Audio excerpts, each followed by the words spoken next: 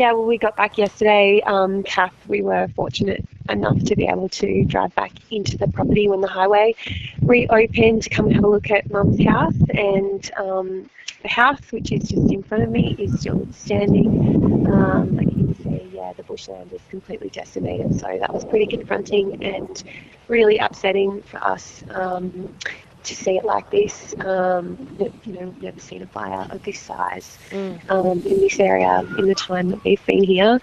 So we're just feeling pretty raw and, lucky that Mum's house is still okay when other people's isn't.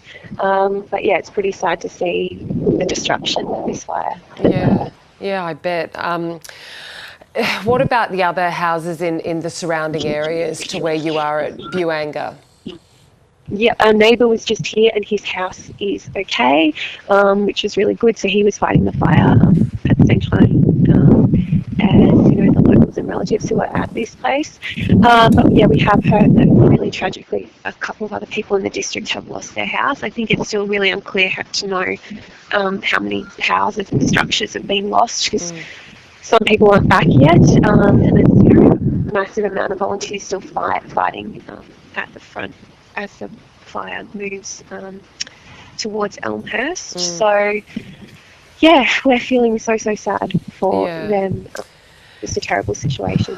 You mentioned the firefighters. I think the Premier was out yesterday saying that there was, the night before last more than 1,000 people fighting these fires. It gives you an idea of the scale of it.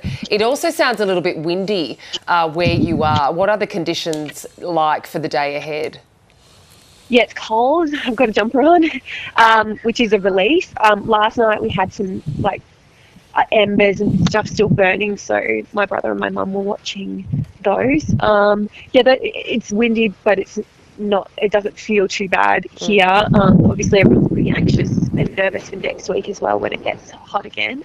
So there's certainly a little bit of wind, but it's nothing like what it was. Yes, like yesterday afternoon, and then again on Thursday when it was like nothing on earth really, the winds. Yeah, we've spoken a little bit there about properties. Your mum's is safe, others in the area, it's still, places need to be safe for that sort of assessment to be made as well. Is that area known for its livestock as well? Do you have any grasp on what has happened to livestock in the area?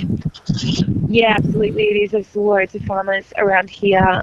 My uncle's farm down the road, they were working hard to move about 300 sheep on Thursday, so they did an incredible job. Obviously people are so concerned for their animals and their livestock, and so I think there would have been a lot of farmers out on Thursday making sure that their sheep were okay in this region. The Beaufort area, we've had a lot of people's pets that they had to make a really awful decision as to whether they were going to evacuate with or without their animals. That will also be a concern for today, just going back to people's properties and seeing what's left. There's lots of injured kangaroos and wallabies around, so that's a focus for us today. Seeing what we can do for them.